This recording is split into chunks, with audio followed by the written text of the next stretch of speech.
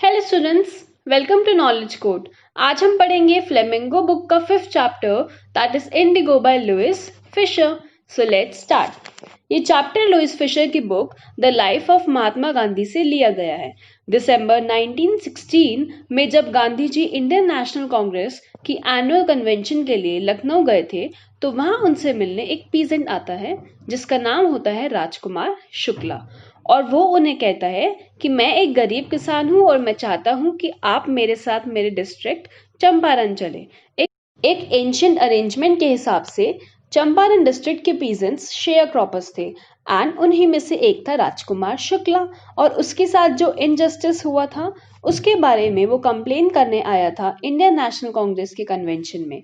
वहां पे किसी ने उसे बताया कि उसे गांधी जी से मिलना चाहिए। वो हर जगह गांधी जी को फॉलो करता रहा to meet him and fix a date.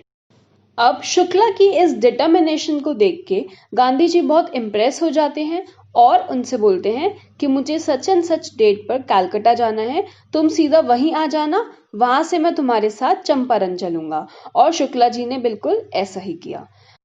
अब वो गांधी जी को लेकर पटना गया एक लॉयर के घर जिसका नाम है राजेंद्र प्रसाद।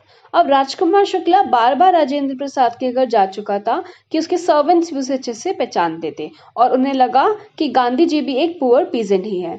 इसलिए उन्होंने गांधी जी को ढंग से ट्रीट नहीं किया और यहाँ तक कि उन्हें वेल से पानी तक निकालने नहीं दिया ताकि वो पोल्यूट ना हो जाए। पॉल्यूट क्यों? क्योंकि उन्हें लगता था कि ये जो पुअर पीजेंट्स हैं वो अनटचेबल्स हैं, लोअर कास्ट के हैं और अगर ये पानी को टच करेंगे तो वो दूषित हो जाएगा, पोल्यूट हो जाएगा। तो इससे हमें पता लगता है कि कितनी सोशल बैकवर्डनेस थी वहां पे अभी भी। गांधी जी वहां से चले जाते हैं और डिसाइड करते हैं कि पीजेंट्स के साथ हुए इनजस्टिस के बारे में और सारे फैक्ट्स इकट्ठा करेंगे। वो वहां से मुजफ्फरपुर जाते हैं उनके एक दोस्त के घर जेपी ट्रिपलानी। वो स्टेशन पर गांधी जी को लेने आते हैं और उनके साथ बहुत सारे लोग भी आते हैं जो गांधी जी से मिलना चाहते हैं। वो सभी लोग गांधी जी का अच्छे से वेलकम करते हैं। गांधी जी अपने लॉयर्स को डांटते हैं और बोलते हैं कि तुम इन पुअर पीजेंट्स से इतनी हैवी फीस क्यों चार्ज करते हो, और इन पीजेंट्स को मना कर देते हैं कि इन सारे केसेस में उन्हें लॉ कोर्ट्स की जरूरत नहीं है, वहां जाकर कोई फायदा नहीं है। ये पुअर पीजेंट्स फियर स्ट्रिकन हैं और इनके लिए रिलीफ ये होगा कि ये लोग इस डर से बाहर निकल पाए। चंपारण डिस्ट्रिक्ट में जो लैंड था that was divided into estates और वो लैंड ओ करते थे इंग्लिशमैन एंड उन पे काम करते थे इंडियन टेनेंट्स। उस टाइम पे इंडिगो एक कमर्शियल क्रॉप होती थी, इसीलिए लैंडलॉर्ड्स ने इंडियन टेनेंट्स को कन्विंस किया था कि उनको 15% इंडिगो एज अ रेंट पे करना पड़ेगा। और ये एक लॉन्ग टर्म अग्रीमेंट था जो साइन किया गया था। लेकिन कुछ टाइम बाद जब जर्मनी में सिंथेटिक इंडिगो डेवलप हो चुकी थी तो इंग्लिशमैन को अब इस नेचुरल इंडिगो की ज़रूरत नहीं थी और इन पीजेंट्स को 15% इंडिगो अरेंजमेंट से फ्री करने के लिए इन्होंने उनसे हैवी चार्ज किया या फिर उनसे हैवी कॉम्पेंसेशन मांगी।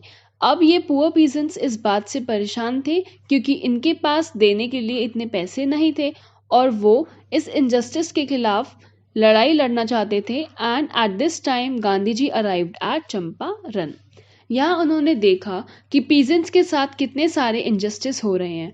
तो जब गांधी जी उनकी प्रॉब्लम्स को सुनते हैं तो वो डिसाइड करते हैं कि ब्रिटिश ऑफिशियल कमीशन से जाकर वो बात करेंगे इस मामले में। लेकिन जब वो वहाँ जाते हैं तो गांधी जी को बुली करते हैं वो लोग और वहाँ से जाने को कहते हैं, लेकिन गांधी जी वहाँ से नहीं जाते। इनफैक्ट वो और आगे जाते हैं मोतिहारी में, that is the capital of Champaran, और वहाँ जाके वो और फैक्ट्स इकट्ठा करते हैं। तो जब वो मोतिहारी पहुंचते हैं तो उन्हें पता चलता है कि वहाँ के पीजेंट्स के साथ मिसट्रीट किया गया है।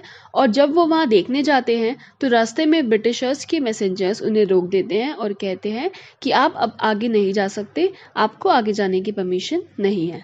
गांधी जी एक रिसीप्ट पर लिख कर देते हैं कि मैं इस बात को डिसओबे करता हूँ, that is this civil disobedience movement, यानी कि वो मना कर देते हैं उन ऑफिशियल्स की बात मानने के लिए और फिर भी आगे जाते हैं। And next day Gandhi ji received a summon from the court. कि उन्हें अगले दिन कोर्ट में पेश होना पड़ेगा क्योंकि उन्होंने एक लॉ ब्रेक किया है। तो अगले दिन जब गांधी जी कोर्ट के अंदर जाते हैं तो बाहर बहुत सारी भीड़ होती है जो गांधी जी को सपोर्ट कर रही होती है। अब वो भीड़ इतनी आउट ऑफ कंट्रोल हो जाती है कि ब्रिटिशर्स भी उस भीड़ को कंट्रोल नहीं कर पाते और कोर्ट भी डिसाइड करता है कि वो कोई फैसला अभी नहीं सुनाएगा। गांधी जी कोर्ट से इस मामले को लेकर सॉरी बोलते हैं कि मैं नहीं चाहता कि मैं एक लॉ ब्रेकर का एग्जाम्पल सेट करूं, इसीलिए आपको जो भी फैसला सुनाना है आप सुना सकते हैं। लेकिन फिर भी कई दिनों तक कोर्ट कोई फैसला नहीं सुनाता। तो गांधी जी जब बाकी सारे लॉयर्स के साथ बैठे होते हैं तो वो उनसे पूछते हैं, अगर मुझे जेल में डाल दिया गया तो क्या तुम सब उन पुअर पीजेंट्स के लिए लड़ोगे, उनके जस्टिस के लिए फाइट करोगे? तो वो सारे लॉयर्स और बड़े बड़े लीडर्स सोचते हैं कि अगर गांधी जी पीजेंट्स के लिए जेल में जाने को तैयार हैं तो हम भी पीछे नहीं हटेंगे। And then finally Gandhi ji British officers के साथ बैठकर एक डील को कंफर्म करते हैं जहां ब्रिटिशर्स को 25% कॉम्पेंसेशन देना होगा उन पुअर पीजेंट्स को।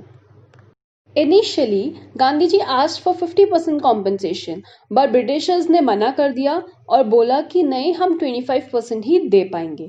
गांधी जी इस बात से बहुत आसानी से अग्री कर गए क्योंकि उनके हिसाब से अमाउंट मैटर नहीं कर रहा था। What matters was कि ब्रिटिशर्स ने अपनी प्रेस्टीज को दांव पर लगा दिया था। And here Gandhi ji feels ये उनकी लाइफ का टर्निंग पॉइंट था क्योंकि उन्हें पता था कि आधी लड़ाई वो जीत चुके हैं। लुइस फिशर कहते हैं कि गांधी जी की पॉलिटिक्स इन्वॉल्व करती थी लोगों की डे टू डे प्रॉब्लम्स को और गांधी जी ने ऐसा ही किया। जब उन्होंने चंपारण डिस्ट्रिक्ट में इतनी बैकवर्डनेस देखी तो उन्होंने वहाँ पे रिफॉर्म्स लाए, जैसे कि उन्होंने वहाँ पर 6 प्राइमरी स्कूल्स खोले। इनफैक्ट उनकी वाइफ कस्तूरबा गांधी ने भी वहाँ के लोगों को कम्युनिटी सैनिटेशन और पर्सनल हाइजीन के बारे में बताया और इस तरह धीरे धीरे वहाँ पर रिफॉर्म्स लाने शुरू किए। ब्रिटिशर्स की इस लड़ाई के साथ गांधी जी का एक दोस्त चार्ल्स एंड्रयूज उनसे मिलने के लिए आया आखिरी बार क्योंकि उन्हें फिजी आइलैंड जाना था अपनी ड्यूटी के लिए। तो जब वो उनसे मिलने के लिए आता है तो बाकी सारे लॉयर्स बोलते हैं क्यों ना हम एक ब्रिटिश ऑफिसर को अपनी साइड पे रखें, यानी कि चार्ल्स एंड्रयूज को अपने साथ ही रख ले ताकि हमारे लिए ये लड़ाई लड़नी आसान हो जाए। तो गांधी जी इस बात से मना कर देते हैं और वो कहते हैं कि अगर एक ब्रिटिशर को अपने साइड रखेंगे तो ये लड़ाई इक्वल नहीं होगी। लोग हमेशा डिपेंडेंट रहेंगे रादर देन अपने खिलाफ खुद आवाज उठाने के। वो चाहते थे लोग सेल्फ रिलायंट बने, यानी कि अपनी लड़ाई खुद लड़े, ना कि किसी और के ऊपर डिपेंडेंट रहें। सो ये चैप्टर खत्म होता है इस फेज पे जब गांधी जी सबको हैरान कर देते हैं अपनी इस बात से एंड फाइनली सबको ये समझा देते हैं कि अपनी लड़ाई उनको खुद लड़नी है और सेल्फ रिलायंट होना है और ये उनका स्टेप था टुवर्ड्स इंडिपेंडेंस। अब ये तो थी इस चैप्टर की समरी। अब बात करते हैं इस चैप्टर की बहुत important theme, that is self reliant. अब इस चैप्टर के थ्रू लुइस फिशर ये बताना चाहते हैं कि गांधी जी ने पीजेंट्स को सबसे इंपॉर्टेंट चीज सिखाई, दैट इज सेल्फ रिलायंस। अपने फैसले और अपने एक्शंस के थ्रू गांधी जी ने सब लोगों को ये समझाया कि हमें अपनी लड़ाई खुद लड़नी है, किसी और पर डिपेंडेंट नहीं होना। Now let's discuss some important questions. Why did Gandhiji feel that taking the Champaran case to court was useless? When Gandhiji got to know about the plight of the peasant groups in Champaran from his discussion with the lawyers, he came to the conclusion that poor peasants were so crushed and fear-stricken that law courts were useless in their case. Going to courts overburdened the sharecroppers with heavy litigation expenses. वो बोलते हैं कि law courts में जाने का कोई फायदा नहीं है, जो लॉयर्स हैं वो उनसे बस हैवी फीस चार्ज करेंगे और उन्हें डिसगाइड करेंगे। What really needed to be done was to make them free from fear. Freedom from fear is more important. अब नेक्स्ट क्वेश्चन जो पूछा जाता है, that is why do you think Gandhi ji considered the Champaran episode to be a turning point in his life? The Champaran episode began as an attempt to elevate the distress of poor peasants. Ultimately, it proved to be a turning point in Gandhiji's life because it was a loud proclamation that made the British realize that Gandhiji could not be ordered about in his own country. It infused courage to question British authority in the masses and laid the foundation of non-cooperation as a new tool to fight the British tooth and nail. And also जो Britishers हैं वो 25% पर compensation के लिए मान गए थे. उन्होंने अपनी प्रेस्टीज को दाव पर लगा दिया था. And that was a turning point in the गांधीजी's life towards the independence. Why did Gandhiji agree to the planters' offer of a 25% refund to the farmers? Gandhiji agreed to a settlement of 25% refund to the farmers in order to break the deadlock between the landlords and the peasants. For him, the amount of the refund was not very important. उनके लिए amount इतना matter नहीं कर रहा था. What matters was कि Britishers ने अपनी पार्ट ऑफ प्रेस्टीज को सरेंडर कर दिया था. The fact that the landlords had been obliged to surrender a part of their money as well as their prestige gave a moral victory to the farmers. Thus, Gandhiji not only made the landlords accept their dishonesty but also made the farmers learn a lesson in defending their rights with courage. Why did Gandhiji object to Charles Andrews' stay in Champaran? Charles Andrews, an English pacifist, was a devoted follower of Gandhiji. The lawyers thought that, being an Englishman, Andrews could be of immense help to them in their cause of fighting the Battle of Champaran. Gandhiji, however, was against this because he felt that enlisting an Englishman's help showed weakness. Their cause was just, and they had to win the battle by relying on themselves. This would make them self-reliant.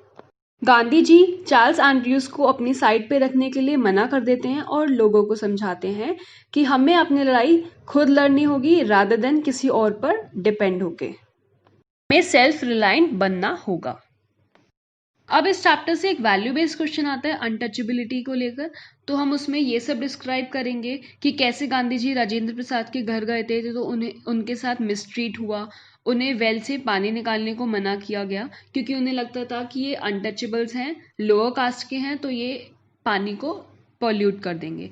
कैसे अभी भी ये social backwardness यहाँ prevail करती है, हमें ये सब डिस्क्राइब करना होगा. एक क्वेश्चन ये भी आ सकता है कि किस तरह से गांधी जी चंपारण में रिफॉर्म्स लाए. तो हम उसमें यही लिखेंगे कि कैसे गांधी जी ने 6 प्राइमरी स्कूल्स खोले और जो उनकी वाइफ है कस्तूरी बाई, उन्होंने कैसे कम्युनिटी सैनिटेशन और पर्सनल हाइजीन के बारे में लोगों को बताया और अवेयर किया. So that's all for today's video. आज हमने इंडिगो चैप्टर समझा, थीम देखी, इंपॉर्टेंट क्वेश्चन आंसर्स डिस्कस करे. अब एक बार ये चैप्टर रीड कर लो, नहीं भी करना तो एक बार वीडियो दोबारा देख लो, इवेंट्स सारे देख लो अच्छे से, क्वेश्चन आंसर्स प्रैक्टिस कर लो and you are good to go. Keep practising, keep learning. See you in the next video. Thank you.